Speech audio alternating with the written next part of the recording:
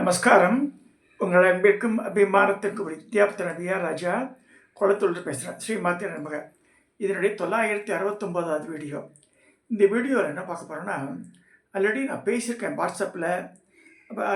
ஏதோ வீடியோவில் போன மாதிரி ஞாபகம் எனக்கு. I am not sure. இருந்தாலும் ஒரு நல்ல விஷயங்களை திருப்பி கேட்குறது தப்பு ஒன்றும் இல்லை. இது புட்டபர்த்தி சாய்பாபா, சத்ய சாய்பாபான்ற அவருக்கும் என்னுடைய குருமாதாக்கும் உள்ள ஒரு நெகிழ்ச்சியான சம்பவம். என்னாச்சு, நான் பெரம்பூரில் இருக்கும்போது நெல்வேலி ரோடில் இருந்தேன். அங்கே சீனிவாச ராகவன் ஸ்ட்ரீட்னு ஒரு தெரு இருக்குது. அந்த இடத்துல பாபாவுடைய தனியாக ஒரு ஆசிரமம் மட்டும் இருக்கும். அழகாக தாமரைப்பூ வடிவில் பால்கனியோடு இருக்கும். பாபா வந்திருக்காங்க. புட்டபர்த்தி சாய்பாபா எல்லாருக்கும் தரிசனம் பண்ணிருக்க. ஒரு நாள் நான் போயிருக்கும்போது ஒரு 50 பேர் கூட இல்லை, ரொம்ப கம்மியான ஜனங்க. பக்கத்திலேயே உட்காந்துருந்தேன். நான் நமஸ்காரம் பண்ணாருக்கு, ஆசீர்வாதம் பண்ணார். ஆனால் விபூதியெல்லாம் நேராக வாங்கிதில்லை அவர்கிட்ட, அதையும் சொல்கிறேன்.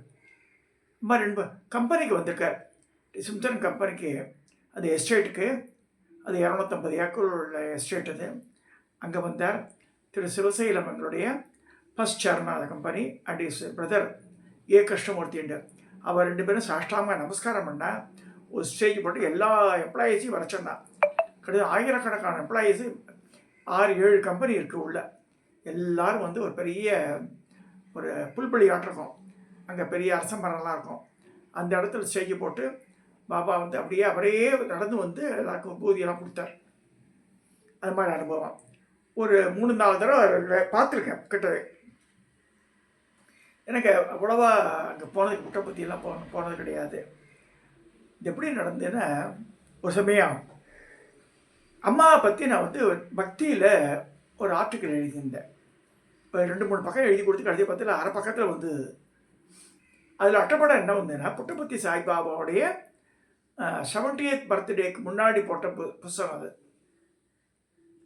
அப்போ அது அப்போ அந்த பீரியட் ஒரு அவருடைய 65-67 வயசில் இருக்கும் நினைக்கிறேன் அந்த இது.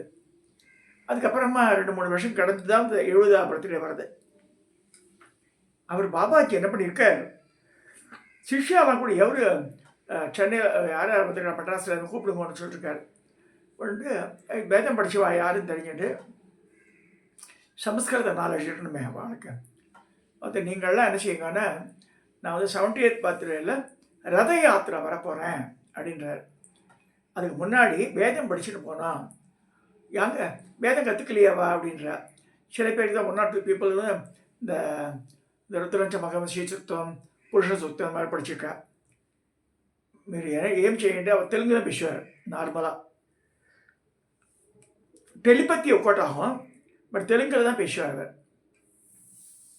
ఈ అమ్మ కొరటూరులో அந்த புக்கை கொண்டு சொல்லியிருக்கார்.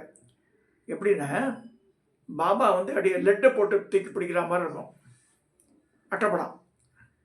அதில் கடைசி பேஜில் என்னோடய ஆர்டிக்கல் ஒரு ஆஃப் பேஜ் அதில் கொரட்டூர் அம்மா சைடு போஸ்டரில் பூஜை பண்ணிட்டுருக்கா, பிளாக் அண்ட் ஒயிட் ஃபோட்டோ. அதை எடுத்துன்னு வர சொல்லி இந்த அம்மாட்ட போய் வேதம் கற்றுன்னு வாங்கன்னு சொல்லியிருக்கார் அவர். அப்போ இதையே காமிக்கிறாருன்னு வாழ்க்கையில் புரியல. சரி, திடீர்னு அந்த அம்மாக்கிட்ட ஃபோன் கால் எனக்கு. ஆஃபீஸ் இருக்கேன், ஏன்னா உனக்கு யாரும் புட்டபர்த்தி சாய்பாபா, சத்ய சாய்பாபா தெரியுமா உனக்குன்னு. எனக்கு நான் பார்த்துருக்கேன், அதை விட எனக்கு பழக்கம்லாம் கிடையாது அப்படின்னு. இல்லைடா, புட்டபர்த்தியிலேருந்து ஒரு சிஷ்யான்னு சொல்லிட்டு நிறைய பேர் வந்திருக்கா, ஒரு 6-7 பேர் பசங்க வந்திருக்கா, எல்லாம் ஒயிட் அண்ட் ஒயிட்டில் வந்திருக்கா. எனக்கு உடம்பே முடியல ராஜா, நான் வேதம் கற்று விடுன்றா. நான் என்ன செய்ய முடிச்சுட்டு இருக்கேன், நான் பண்ணலாமா அதுன்ட்டேன் நான். ஏன்னா அந்த ஆர்டிக்கல், நான் எழுதின ஆர்டிக்கல், அந்த புஸ்தகத்தை தான் அவர் காமிச்சு தன் புக் ஷெல்ஃபில் கொண்டு சொல்லி அந்த அட்ரஸை கொடுத்து அனுப்பிச்சிட்டார். அதில் இருக்க பழைய நம்பர், அந்த பழைய நம்பர் புது நம்பரை மெட்ராஸ் டெலிஃபோன்ஸுக்கு ஃபோன் பண்ணி நம்பரை வாங்கி பார்த்து வந்துட்டா வாழலாம். சரி, நம்ம முடியலன்னு கூட சாய்பாபா கிட்ட அந்த இன்ஸ்ட்ரக்ஷன் சொல்லிட்டு என்ன செஞ்சா, சரி அடுத்த வாரத்தில் வாங்குவோன்னு சொல்லிட்டா. சனி ஞாயிறில் வாங்கோண்டு அவளும் சனிக்கு அழகாக உட்காந்துப்பாலாம், பானா வடியில் உட்காந்துப்பா. அவளே அந்த மேட்டெல்லாம் உட்காந்துக்கு மேட் வச்சுப்பா. தண்ணி பாட்டில் எல்லாம் கொண்டு வந்துருவாவா கற்றுட்டு திருப்பி அதே மாதிரி ரீட் ரொம்ப அழகாக பண்ணுறாடாவா அப்படின்னா 6 மாத காலம் அந்த மாட்டை வேதம் படித்தான். சொல்லிக் கொடுத்த பெண்மணி வந்து குருமாதா ஸ்ரீமதி லக்ஷ்மி சந்திரமௌலி. கற்றுண்டவ புட்டபர்த்தி பாபாவோட சிஷ்யர்கள் எல்லாருமே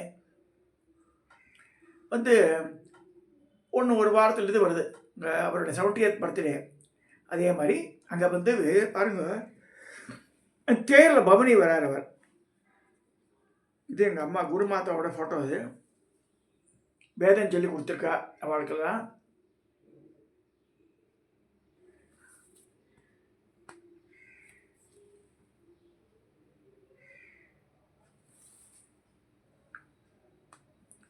இது புட்டபர்த்தி சாய்பாபா. அந்த தேரில் பவனி வரும்போது முன்னாடி வேத கோஷங்கள் முழங்க ஜனங்க போயின்னு இருக்கா. இந்த வால்லாம் போயிருக்கா சுச்சியாரெலாம். பாபாவுடைய பிச்சப்படங்கள் இந்த மாதிரிலாம் பக்கத்திலேயே பார்த்துருக்கேன் வரேன் நான். நமக்கு எதாவது அனுகிரகம் பண்ண மாட்டாரான்னு நினச்சிப்பேன் நான்.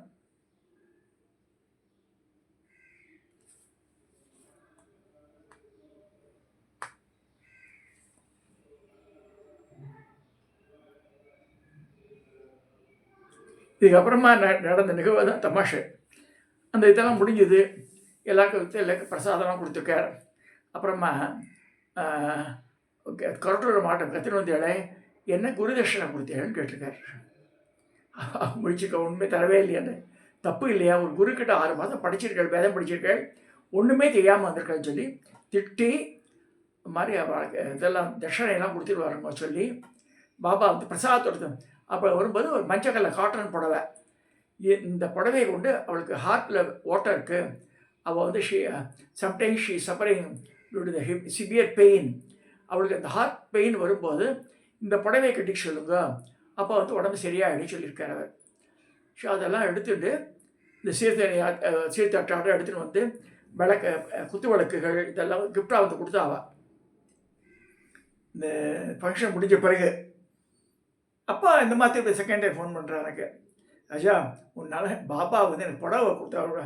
நான் எங்கேப்பா சப்ஜெக்ட்லேயே வரலையே நான். என்ன இல்லைடா நீ எழுத போய் தான் வந்து அந்த அந்த ஞானபூமியில் வந்து இந்த ஞானபூமியில் எழுதினால தான் வந்து பாபா அதை பார்த்து இங்கே அவளை அமிச்சா.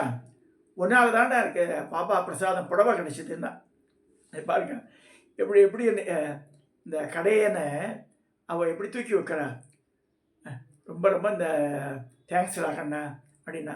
நான் இதில் ஒன்றுமே பண்ணல. இதில் நான் பாபா பார்த்துருக்கிறத தவிர உங்களை பற்றி நான் பேசினதே கிடையாது.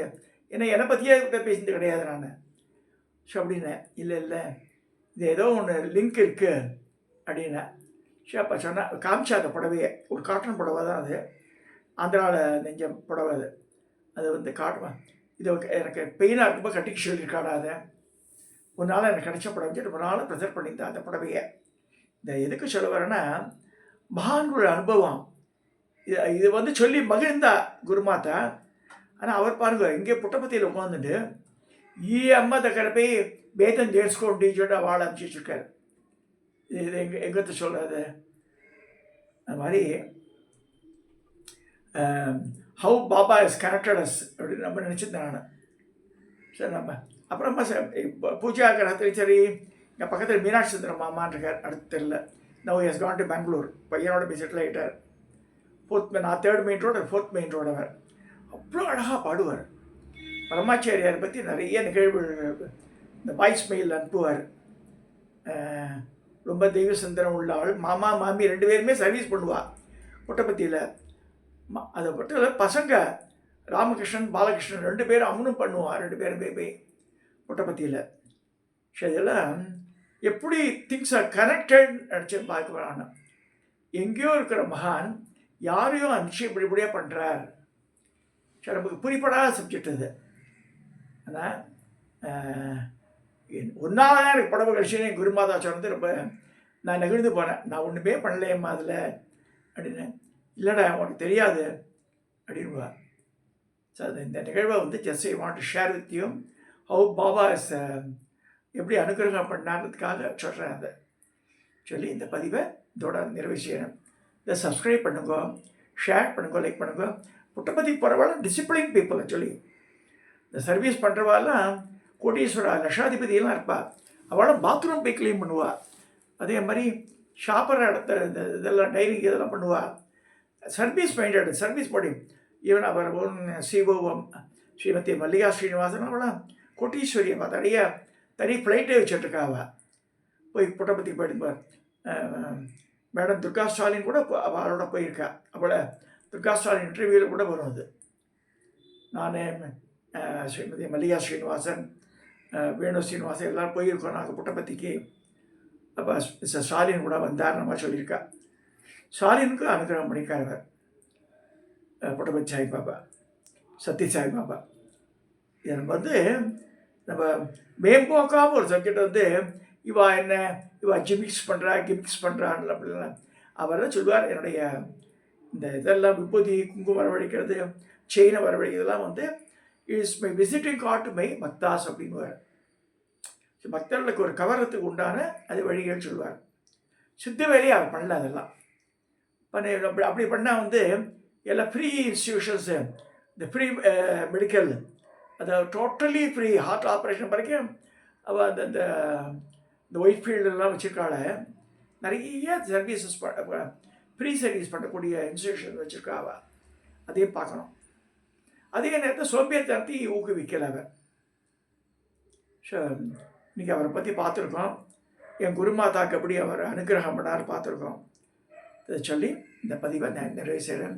இதை சப்ஸ்கிரைப் பண்ணுங்க, ஷேர் பண்ணுங்க, லைக் பண்ணுங்க.